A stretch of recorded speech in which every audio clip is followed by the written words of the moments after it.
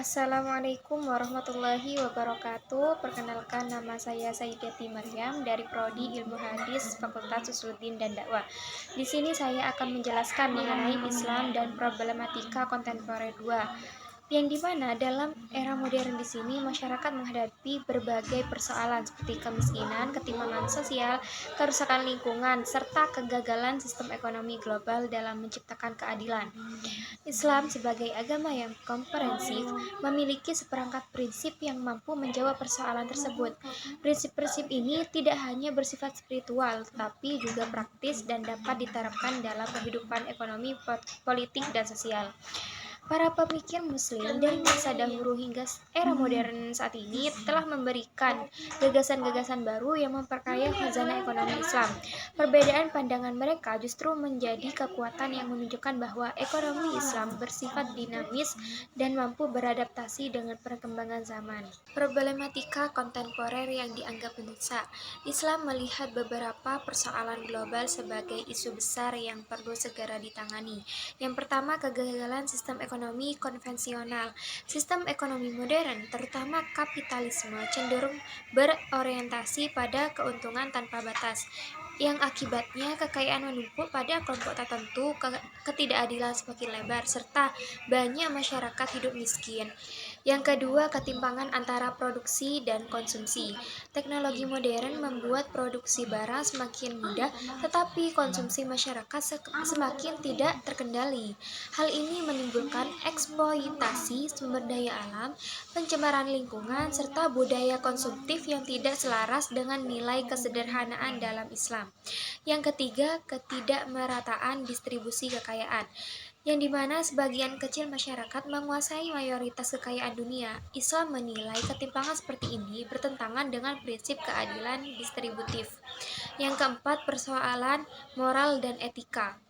Perilaku ekonomi modern sering mengabaikan etika, seperti adanya riba, penipuan, monopoli, suap, eksploitasi pekerja. Padahal Islam menekankan integritas, kejujuran, dan tanggung jawab dalam semua aktivitas ekonomi. Selanjutnya, prinsip Islam dalam menjawab problematika kontemporer. Yang pertama, tauhid, yang dimana semua aktivitas manusia, termasuk ekonomi, harus memiliki nilai ibadah. Hal ini membuat ekonomi dalam Islam tidak hanya mengejar materi, tetapi juga keberkahan dan kesejahteraan umum. Yang kedua, keadilan. Islam melarang praktik yang merugikan salah satu pihak. Prinsip tersebut hadir melalui aturan, seperti halnya larangan riba, larangan penipuan, larangan monopoli, dan kewajiban akad yang jelas dan saling.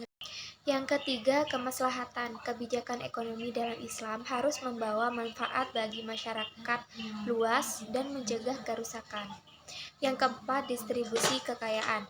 Melalui zakat, infak, sedekah, dan wakaf, Islam menciptakan sistem distribusi kekayaan yang adil tanpa mematikan kreativitas dan usaha individu. Dan yang terakhir, tanggung jawab sosial, yang dimana Islam mengajarkan bahwa harta bukan hanya milik individu, tetapi juga mengandung hak orang lain. Prinsip ini mendorong terciptanya sistem sosial yang lebih inklusif dan saling membantu. Selanjutnya, pemikiran ekonom Muslim kontemporer. Beberapa tokoh ekonomi Muslim memberi kontribusi penting, seperti halnya Muhammad Abdul Manan, yang dimana mengembangkan konsep perbankan Islam dan keuangan tanpa riba. Dan ada Abu A'la al-Maududi yang melihat ekonomi Islam sebagai sistem yang menyatu dengan moral dan hukum syariat.